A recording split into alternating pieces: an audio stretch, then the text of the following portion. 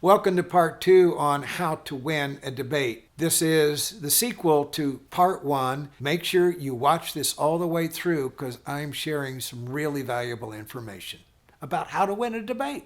I will also make a point about how you rehearse and how you prepare. There is a time to cram and there is a time to stop. There is a time to jam facts and figures in your head and what we call your applause lines, and a time to stop. Here's the way I work with candidates facing a major debate. We start preparing weeks in advance. We find out what the candidate knows. We find out what the candidate is a little bit light on their facts and figures. In the interim, we do research and we put that at the fingertips of the candidate so she can kind of get, or he can kind of get it in their head. We sporadically do these, are kind of loose at the very beginning, and then about a week or two before the formal debate, we actually stage it. If we got a multi-candidate field, we find people who are going to mimic the words of the other candidates on the stage. We practice exactly as we're going to have to play. If it's a one-on-one debate, we bring someone in to play the role of my client's opponent, and they're just as mean and vicious as we expect our opponent's going to be, so that my client gets used to the banter that's going to happen in the debate. We go through a series of timed rehearsals where the candidate has to perform just like he or she is during the course of the debate. This is key. After you've gone through this, keep in mind that there is a limited amount of things that you can cram in your head, and there is such a thing as over-rehearsing. In the big debates, what we do is we make it a point, stop cramming at least 24 hours for the debate. We stop trying to push facts and figures into somebody's head. You just say what they remember, and what they don't will live without. Because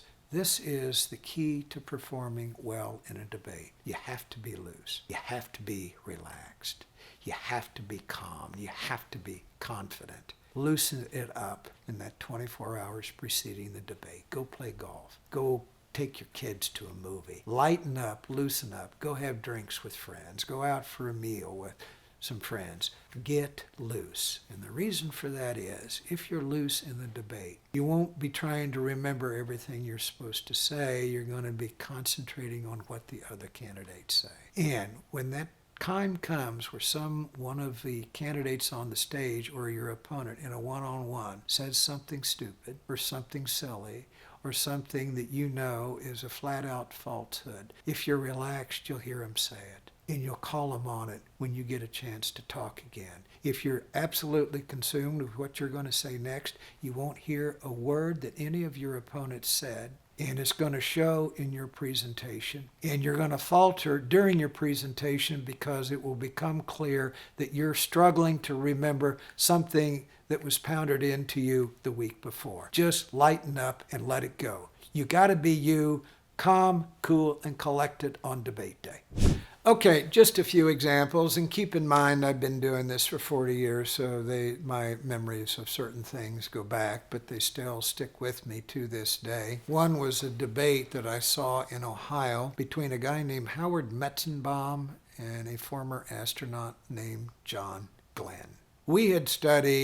I was involved with the Glenn campaign. We had studied Howard Metzenbaum for years, and this is what we had learned from him. He had a terrible temper. He was easily angered when somebody picked on him. Very self-conscious about the way he had made his fortune. He was a legitimate millionaire. He'd made his money in parking lots. Now, he liked to talk about all the jobs we created, but he was very sensitive about when somebody brought up that running parking lots isn't like employing 5,000 automobile workers to make new cars. He was a little sensitive about it. So, in our analysis of Howard Metzenbaum, we decided our mission in that debate was to piss him off, needle him, make remarks about the way he'd made his money, make remarks about some stupid things that he'd done or said when he'd lost his temper. And he finally lost his temper. And when he lost his temper, this is what he said to John Glenn. "You've never held an honest job." The campaign ended the minute Howard Metzenbaum said that. The next day, we put footage on the air in a TV commercial of John Glenn going up in the rocket into space, the first person to ever do it. And the words that people heard were the words of Howard Metzenbaum saying over and over, "You've never held an honest job. You've never held an honest job. You've never held." That was what the viewer heard Metzenbaum saying as Glenn's rocket went into the air. That debate won John Glenn a Senate seat. Another debate is still talked about today was the debate between Ronald Reagan and Jimmy Carter at the end of the 1980 campaign. That race was close going into the last week. You had Reagan challenging an incumbent president, but Carter had all of the power available to a sitting president. He had held Reagan at bay, and it was because there were people who still had misgivings about Ronald Reagan and the conservatism that he wore on his sleeve. They just were not sure that they were ready to take a chance on Reagan. Well, we knew, or they knew, that Carter was very quick to come at Ronald Reagan and talk about all the terrible things that Ronald Reagan was going to do. They all knew that Carter was going to do it again in that debate because it was very tight and he could not win unless he damaged Reagan further, and he could not win the debate without depressing Reagan's vote. So Reagan was ready for it. When Carter started haranguing about how Reagan was going to destroy health care, how Reagan was going to destroy Medicare, how Reagan was going to destroy Social Security, how Reagan was going to pit black against white and Christian against Jew, Reagan in his response said, "Mr. President, there you go again, trying to scare the American people out of their wits about what's going to happen if I become their president." Ladies and gentlemen, I have a question for you that's fundamental to this race. And my question for you is this. Mr. Carter has been president for years now. Are you better off than you were 4 years ago? Is it easier for you to go to the store and buy the things that you need? Is it easier for you to give the children the things that they need so they can live their dream and have a prosperous life? If you answered no to any of these questions, you only have one choice in this election, and that is me. Reagan won 44 states against an incumbent president. It was one of the worst drubbings of an incumbent president in the last century of the United States. That debate happened on Thursday before the election, and the dam broke the minute that debate ended.